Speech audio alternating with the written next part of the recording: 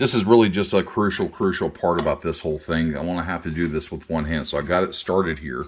But I really want you to take a look at what the difference is. And you guys can see that smoke, right? And you usually have this deposited on the wood. What happens is with your air or whatever else, that laser is burning this surface off here, right?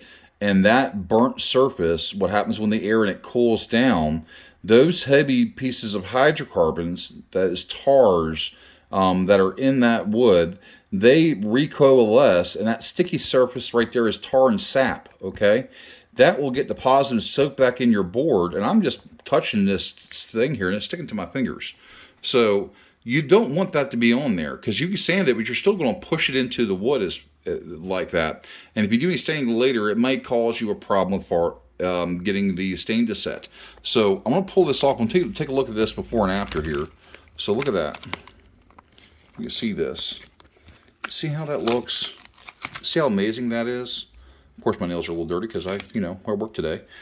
So I'm going to just peel this off, and you tell me that taping your work is not worth it at this point. This looks so utterly professional. When it's nice and crisp, when you have your settings in there right, and I've got darker and lighter wood. This is acacia again. You peel this off, and you see that with smoke? No smoke. Absolutely no smoke. No additional steps besides just weeding this off of here, and we'll get something that is just really a top-notch, high-end, high-quality, high-price.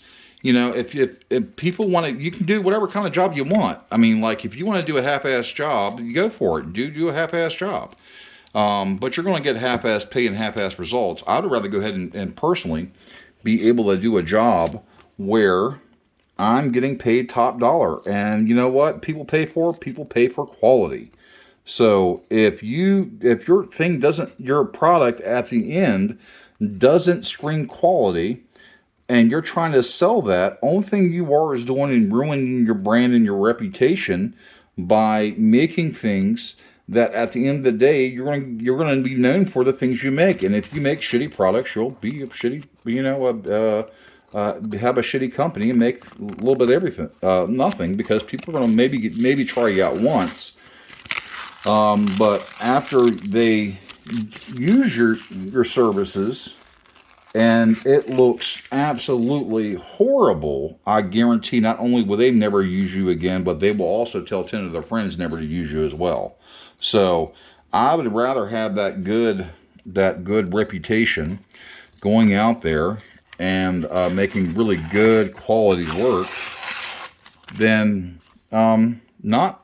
I mean, do it right the first time. And for God's sakes, if it looks like crap, do not let it leave your shop.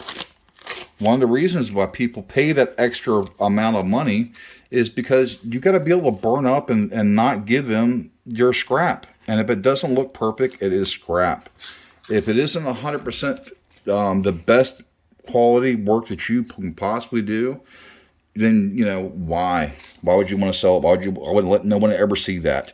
That is, just like when you're doing photography, you'll realize the professionals versus the people who are out there just trying to make a whole lot of money by their work. You never showed the crap that you do not approve of, and people are going to get to recognize that you're a quality craftsman and you're running a quality business.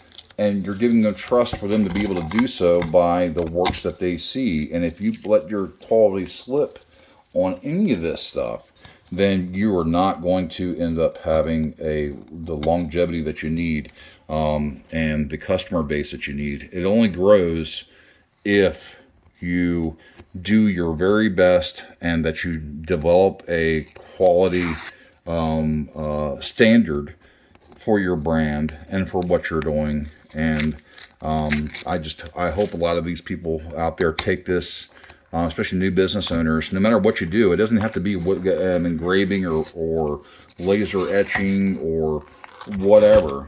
Yeah, I mean, there is a standard of the work that you want to do, and you want to, not all money is good money. Don't be the bottom dollar guy.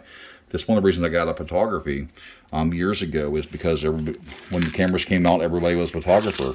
And I had so much money, and I know I have so much time invested into my trade and doing the process, that it wasn't worth it me. I didn't want to be in that marketplace anymore. So I want to be able to make sure that I can do the very best and produce the very best, and have people who want the very best will come to me. And if they want quality, they don't care about the price. They will want your work because you're the best, and they know you're going to provide the best, and that's what they're paying for at the end of the day. So yeah, so let's go ahead, and I'm gonna go ahead and wrap this up. I may come back here after I get done weeding this, and my little rant here.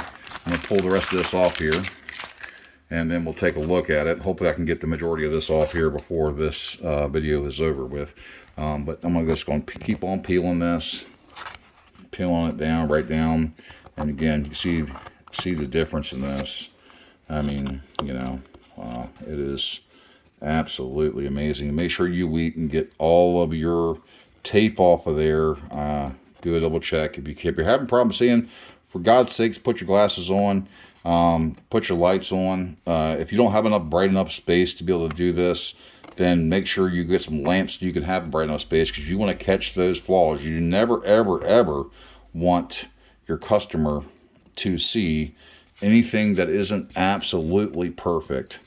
And you know, I've done jobs and stuff like that where I've made products, and I have turned things away. You know, people make mistakes. I am not perfect, but what I am, I'm perfect in my process, that I know that I have full control over what I let out of this shop and what I do not let out of this shop. So we're just going to keep on peeling this back, get all these little letters out of here. I'm sorry about the light there. We'll pull this up here. See if I can see this with my looking eyes. Get them on. That looks good. That G. Always look at your little spots here for your letters. We'll get you in there. And then there we go. That looks good. Go through here, do the same thing. We're just going through. I'm gonna scrape, and sometimes you can use like a sheets card or a plastic card and just get over top of it, and you'll catch the things you didn't see, because it'll grab across the card, and it won't scratch it because it has a lower hardness than the thing that you're working on. So never use a metal scraper on this stuff, because you'll scrape and damage the wood.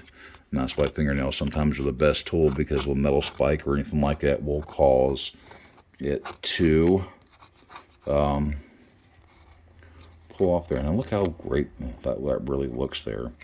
I'm pulling this off again, going through the steps here, pulling this over, getting all the little accents, you know, going through, looking at the whole piece. I've got my thing set up over here. I'm going to put my extra light in here just to make sure I didn't forget anything or miss anything. Now, look, I missed some over here. See? That little bit of light, if I didn't have that, that could have been sent out. And I'm just going to do the very best job I can getting all these little pieces off of here. Doing my best not to scrape the board up or anything. There we go. Pull that off of there. All your letters with your loops. And this is a really good fun font. It's like a homemade font as far as it goes, like the writing cursive. And some of you guys that know cursive and can read it. Some of you, you know, this is actually for my aunt. It's her mother, my grandmother. This is actually her recipe. And we're going to look through this again. I see anything more that I missed previously. All right.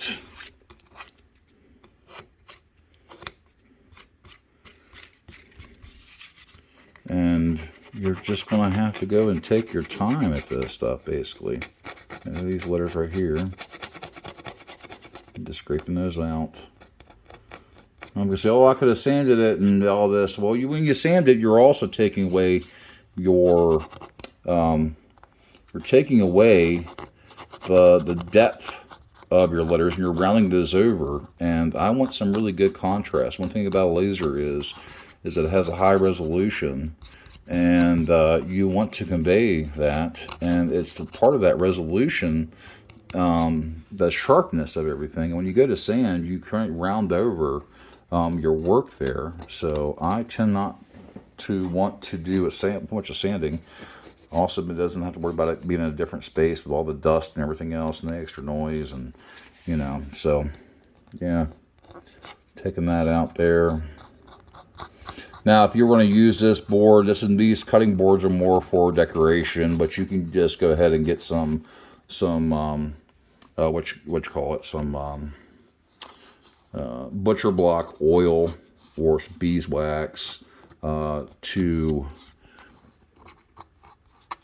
coat, to make sure it doesn't dry out. You can clean them. These are one of those hand wash only items. And I'm ADHD, so I skip back and forth and stuff like it. You should probably the easiest way to really do this is just to go through every line, every piece, go through piece by piece, and be really methodical about getting every single little piece of tape off of there, and out of the way.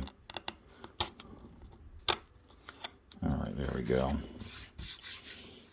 Looking good. Let's see if I got everything here. Yep, right there.